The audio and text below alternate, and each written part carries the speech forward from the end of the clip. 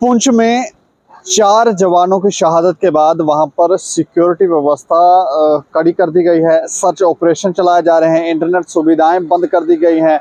कुछ रोड जो है जैसे मुगल रोड हो गया, ये सब सस्पेंड कर दिए गए हैं। लेकिन सवाल ये उठता है कि आखिर आतंकी किस तरह से कामयाब हुए अटैक करने में, क्योंकि कई बार शंकाएं जताई जाती हैं कि यहाँ पर कुछ ड्रग माफिया है, पशु तस्कर हैं। ये जो लोग हैं इनकी गुंडागर्दी देखने को मिलती है। पुलिस पर अटैक भी ये लोग करते हैं, तो कहीं ये लोग तो इन्वॉल्व नहीं है। हमें लगता है कि इसके ऊपर विचार होना चाहिए, लेकिन इस पर हम चर्चा करेंगे। चर्चा करने के लिए हमारे साथ कुशल शर्मा है, जो गोरक्षा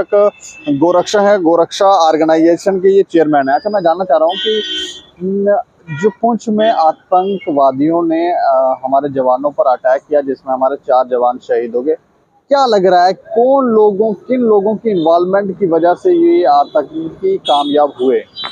नमस्कार दीपक जी, ये तो आप भी बड़ी बात जानते हैं और हम भी जानते हैं और प्रशासन भी जानता है कि ये जो आज से 76 साल पुराना रूटीन जो परंपरा चली आ रही है, जो ये खाना बदोश लोग जो 6-6 महीने का जो दीवार मुँह करते हैं, ये उन्हीं लोगों की आड़ में कुछ लोगों को तो ये शायद कोई ऐसा झटका देते होंगे या कोई दबोचते होंगे कि इनके साथ हमें वहाँ तक ले जाएं।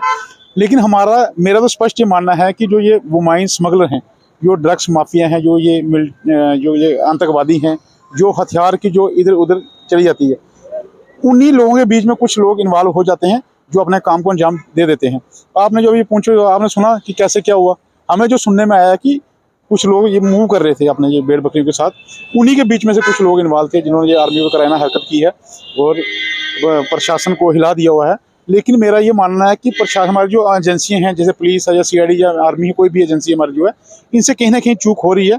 आपने भी देखा, हमने भी देखा, पुलिस ने देखा, ये दिन दिहाड़े नाके तोड़ देते हैं गाड़ियाँ लेके, उन पर कार्रवाई नहीं होती। और मेरा ये मानना है, जब से हम इस रोड पे आए हैं पिछले 8-9 सालों से, आज तक किसी भी एजेंसी ने इनका आधार कार्ड आज तक चेक नहीं किया। जितनी बार आधार कार्ड चेक करने की कोशिश की, उतनी बार पुलिस पे अटैक हुआ, पुलिस को मारा गया और पर्चे लगे, लेकिन बंदे अरेस्ट आज तक नहीं। तो परमिशन बनाकर भी ये लोग जा रहे हैं, वो वहाँ परमिशन का मिसयूज करते हैं, वो बात अलग नहीं। परमिशन जो है ना, परमिशन हम उसको टोटली प्रशासन मना नहीं कर सकता। कोई दूध वाली गाय लेके जा रहा है, वो पाप नहीं है, लेकिन उसको भी मिस यूज करते हैं। ये बिल्कुल सही कह रहे हो, ये बाहर स्कैनर रखे हैं, उसको मिस यूज करते हैं। लेकिन एक पुलिस ही विंग है ना, वो अकेला ये काम सारा नहीं कर सकता, क्योंकि नेशनल हाईवे का मसला होता है। एक गाड़ी रोकने के पीछे हज़ारों गाड़ी रुक जाती है। हम ये चाहते हैं कि जो हमारे जो IG हैं, DGP साहब हैं, वो एक ऐसी टीम तैयार की जाए जो उन पर शिकंजा कसी जाए। ये लोग रात को स्कूटर का या मोटरसाइकिल का नंबर लगा के स्कॉर्पियो में घूमते हैं। जो आपने देखा ट्रक में वुमेन स्मगलिंग, आल्टो में वुमेन स्मगलिंग, ड्रग्स में, स्कॉर्पियो में, डस्टर में, टेम्पू में, इवन की एम्बुलेंस में। आजकल तो इन्होंने गाड़ियों को मॉडिफाई भी कर रहे हैं, मतलब इस तरह सब की व्यवस्था कर रहे हैं, ऊपर सामान रख सके, नीचे। वो हमारी इन्फॉर्मेशन, जो गाड़ी में नरवाल में जब्त गए, हमारी इन्फॉर्मेशन हमने गाड़ी जब्त करा दी। ऐसी हज़ारों गाड़ियाँ हैं, ये तो एक है। अब पुलिस प्रशासन में हम दोष नहीं देते हैं, क्योंकि जब हाईवे का मसला होता है, उनको बहुत सी चीज़ें देखनी होती हैं। कहीं ना कहीं पुलिस की नफरी बढ़ाई जाए ताकि उनका मनोबल बढ़ा जाए। और हमारे जो ADGP साहब आए हैं, DGP साहब आए हैं, DGP साहब और जैसे IG साहब या SSB DA साहब, ये पूरे बड़ा अच्छा ग्रुप है। एक जो लॉबी है, ये बड़ी बेहतरीन लॉबी है। मुझे पूरा यकीन है कहीं ना कहीं अब ये इस चीज़ को कमी 100% होगी। लेकिन जो ये रहा आतंकवादी वाला मसला, जो हथियारों वाला, ड्रग्स पैडल, ये वही एक ही समुदाय के लोग हैं जो इनकी आड़ में, कुछ लोग इनके आके इनको मजबूर किया जाता होगा या डराते हुए धमकाते होंगे, इन्हीं की आड़ में चलता है। क्योंकि आज तक किसी एजेंसी ने आज तक इनका आधार कार्ड चेक किया। जब जाते हैं आपको 200-300 बंदा होता है, ये कौन लोग हैं, कौन पूछेगा इनको? और जितने बार पुलिस ने पूछने की कोशिश की, उतने पुलिस के सिर फट गए, पुलिस को मारा गया, पर्चा लगता है, लेकिन बंदे अरेस्ट नहीं होते।